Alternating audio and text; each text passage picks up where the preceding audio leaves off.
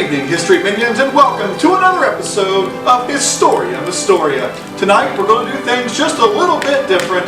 We're going to play a game show, and we're going to be playing Name That Explorer. So stay tuned as we talk about some of the early European explorers, minus the Portuguese, here next on Historia Mystoria.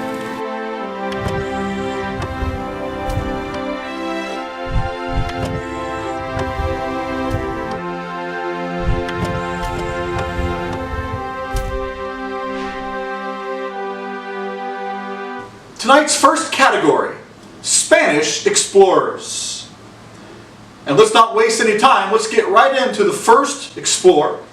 And tonight's first explorer is the man who is responsible for being the first European explorer to see the eastern edge of the Pacific Ocean. That's right, this man was sailing from Spain and he was looking for the vaunted Northwest Passage. And he took the same route that Christopher Columbus did, but continued going farther to the west. He runs into the nation that we know today as Panama. He gets off the ship, he and his men, and they continue on foot searching for water routes across this land.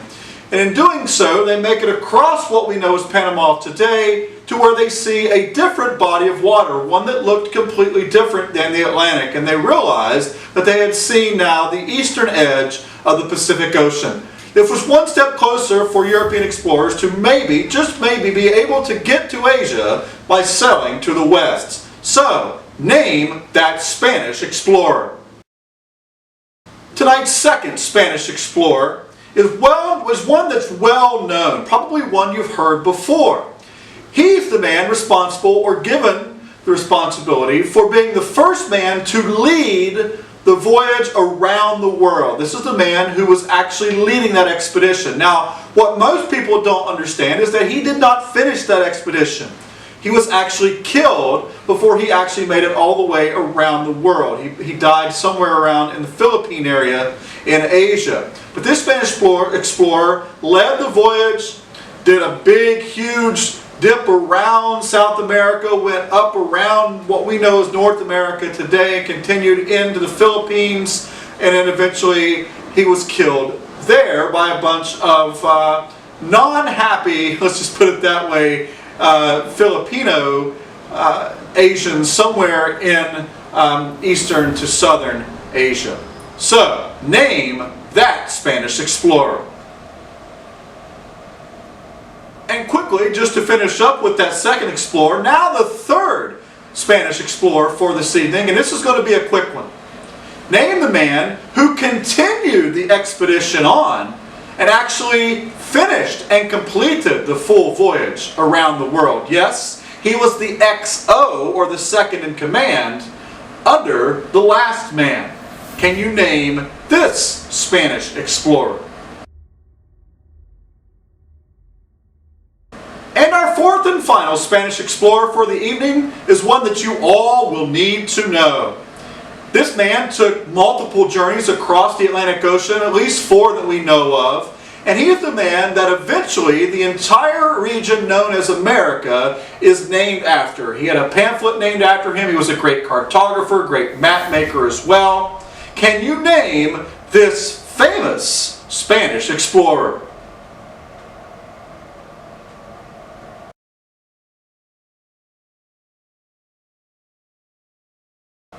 And welcome back. And now for our second category, British explorers. And again, we'll start right off with our first British explorer of the evening. But to be honest, he didn't start out sailing for Great Britain. No, he actually started sailing for Holland, or the Netherlands. And as he sailed and made his first voyage across, he was sailing what we would know as the northern kind of northeastern, what we know as United States waters, around places like New York City and the northeastern waters of that area. So much, in fact, that we named 2 major bodies of water in that area, one river and one bay, named after this man. So, now the same man then sailed for Great Britain, and we'll talk about why that is in class. But on his second voyage, again, we're still looking for that vaunted Northwest Passage, the body of water that connects the Atlantic Ocean to the Pacific Ocean, and So he goes a little bit different way this time. He goes farther to the north, actually even north of what we know as present-day Canada. He enters what we know today as the Bay of Water that is named after him, and he continues down and he actually gets off the ship and begins to explore around. Now while doing so, the men that he was with mutinied against him. They actually took the ship and vanished, and so they left this man along with his son and a few men to die in this region. So once again, can you name this now British explorer? And now for our final British explorer of the evening. This man was an actual Italian man, but he was sailing for Great Britain. He is going to sail the north and northeastern waters of what we know today as North America. So think about the place called Newfoundland, or Newfoundland and Labrador. And this man kind of explored this territory on land and named it and crowned it for the Queen in England and the King in England in Great Britain. Can you name this famous Italian-born British explorer?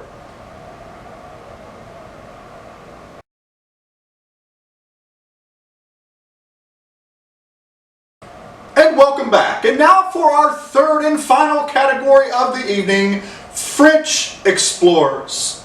This man was responsible for exploring the eastern coast of North America, not the waters, but the actual eastern coast for France in about the year about 1524. Yes, the name might not sound French to you, but again, he is well known for the route that he took up and down the northeastern coast of what we know as the United States of America today, and claiming some of that for France. So, can you name this famous French explorer? And now for the final French explorer, one that you definitely need to know, and probably one that got the closest to doing what was needed to be done and finding that Northwest Passage. And this guy takes about the same route as the man from Great Britain did up in the Bay Area in Canada. And he's going to take his first voyage. And on the first voyage, he sails around the bay and kind of gets lost a little bit, as you can see here on the map. And then he's going to turn around and go back out. And on his second voyage, he's going to make it into what we know today as the St. Lawrence River Valley. And he continues down the St. Lawrence River as far as he can go. So, after doing so, he then takes possession of Canada, or present-day Canada, for France. Can you name this very important and famous French explorer?